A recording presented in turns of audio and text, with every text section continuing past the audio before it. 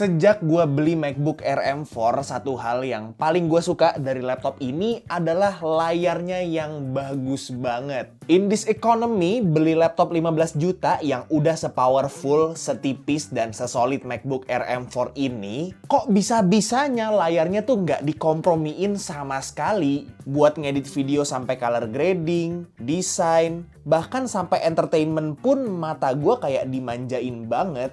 Tapi yang jadi masalah itu sejak gue kenal sama layar MacBook ini, gue jadi punya standar baru buat layar-layar atau monitor-monitor yang gue punya. Terutama karena sekarang gue lagi mau coba bikin hybrid setup Mac dan PC Windows gue. Agak sulit sih untuk bisa achieve warna yang bener-bener akurat dan sama kayak layar MacBook gue dengan monitor-monitor yang gue punya sekarang.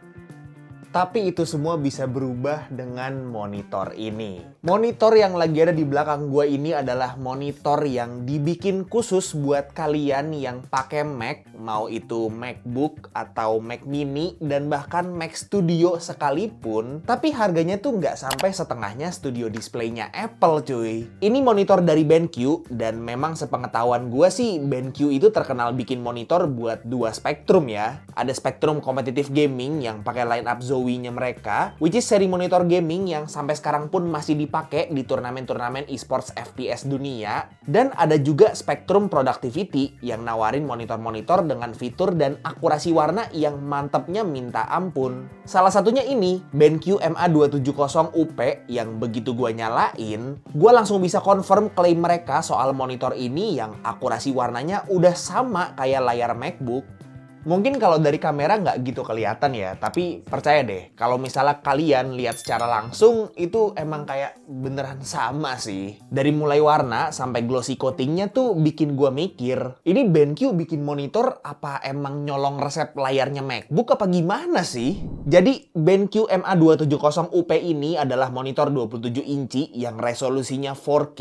Iya, 4K, kalian nggak salah denger kok. Dia punya spek color gamut di 99% sRGB dan 95% DCI-P3. Brightness-nya bisa terang banget up to 400 nits. Stand-nya udah ergonomis, ada speakernya, dan fitur-fiturnya tuh beneran di-tailor khusus buat pengguna MacBook. Kayak misalnya yang paling simpel deh, kalau misalnya kalian pengen bikin setup MacBook kayak begini kan otomatis si MacBook-nya itu harus sambil ngecas kan? Karena ibaratnya kalau kalian udah pakai monitor kayak begini, kalian pengen pakai MacBook-nya itu as a workstation, bukan barang atau device yang portable lagi. Nah, kalau pakai monitor ini tuh kalian nggak perlu pasang charger karena dia ada port USB-C yang sekaligus PD 90 watt. Jadi selain dia bisa jadi display port buat MacBook kalian, dia sekaligus ngecas MacBook-nya dan ngasih USB hub tambahan buat MacBook kalian.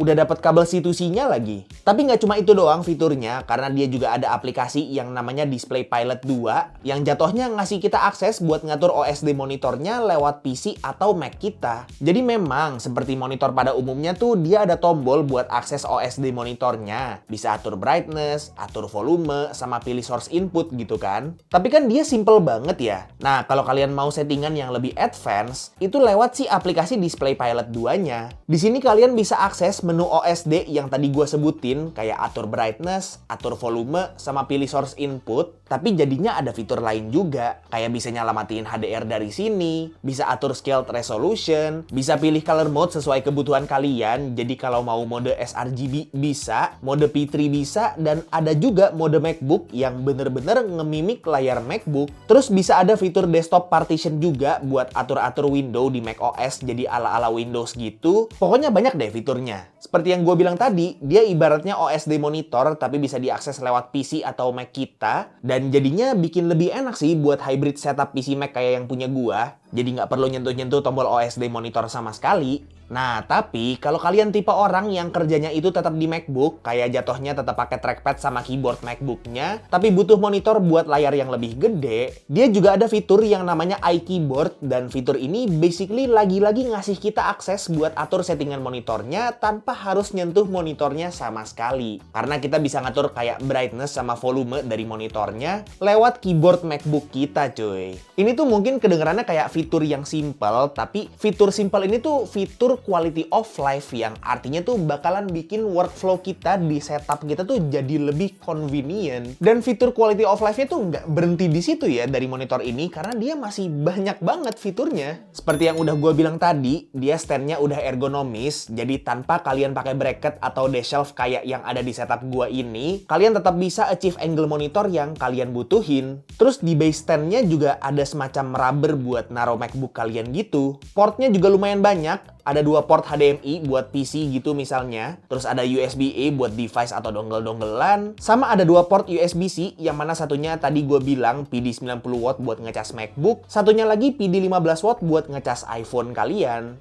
Ya, selama mungkin kalian masih pakai iPhone nih yang chargernya itu pakai Lightning ya portnya, atau mungkin iPhone 15 ke bawah. Tapi kalau misal kalian udah pakai iPhone 17 kayak gue gini, kayaknya PD 15 watt nggak cukup sih, jadinya slow charging sih. Terus dia juga ada speaker bawaan 2x3 watt, jadi buat kalian yang pakai Mac mini, bisa banget pakai speaker bawaan monitor ini. Tapi kalau kalian pakai MacBook, gue saranin pakai speakernya MacBook aja sih, soalnya ya layaknya speaker monitor pada umumnya, dia kayak sekedar ada aja.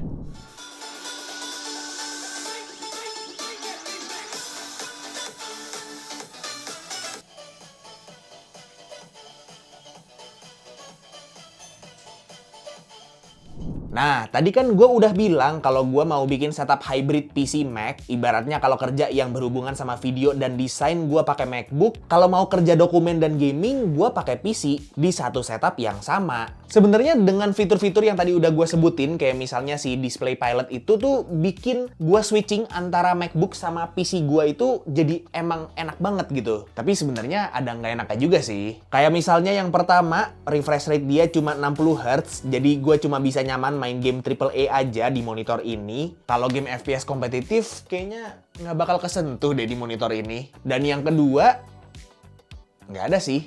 Kayaknya cuma itu aja yang nggak enak menurut gua. Sisanya ya mantep. Ukuran layar 27 inci dikomplement sama resolusi 4K yang tajem banget. Akurasi warna juga mantep. Manjain mata banget buat berbagai aktivitas. Dan bahkan gua tuh sekilas awalnya mikir ini monitor pakai panel OLED. Ternyata bukan, Pak. Monitornya ini panelnya pure IPS, tapi emang dikasih glossy coating gitu yang bikin dia sekilas kayak OLED. Dan emang tuningan warna bawaannya juga udah mantep banget sih. Dan ini unik sih, dia ada sensor gitu di bagian atas monitornya yang bakal nyesuaiin brightness monitornya sama kondisi ruangan kalian, dan bakal nge-sync sama brightness MacBook kalian juga. Selain itu, fitur yang lain juga seperti yang udah gue bilang tadi, banyak banget ya. Desainnya juga super cakep, bener-bener masuk ke desain language produk-produk Apple gitu kan. Satu-satunya hal yang harus dikorbanin kalau gua mau pakai monitor ini tuh ya main game FPS kompetitif. Oke, jadi untuk BenQ MA270UP ini harganya ada di sekitar 13 jutaan. Jadi emang harga yang lumayan pricey. Tapi mengingat apa aja yang kita dapat dari monitornya, kayak misalnya kualitas layar, terus stand-nya yang udah ergonomis,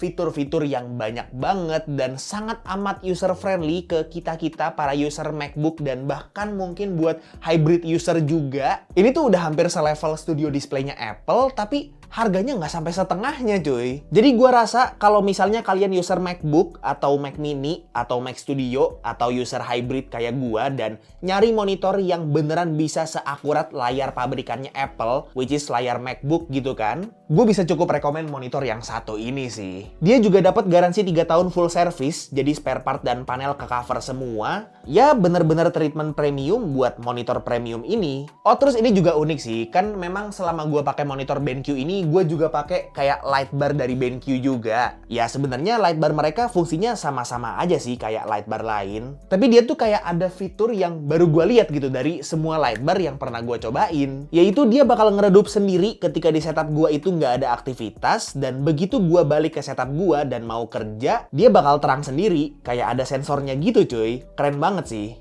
Oke, paling segitu aja untuk review singkat gue terhadap si monitor BenQ MA270UP ini.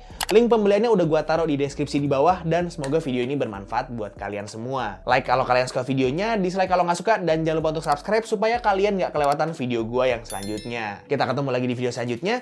It's been by Tommy, and as always, peace out.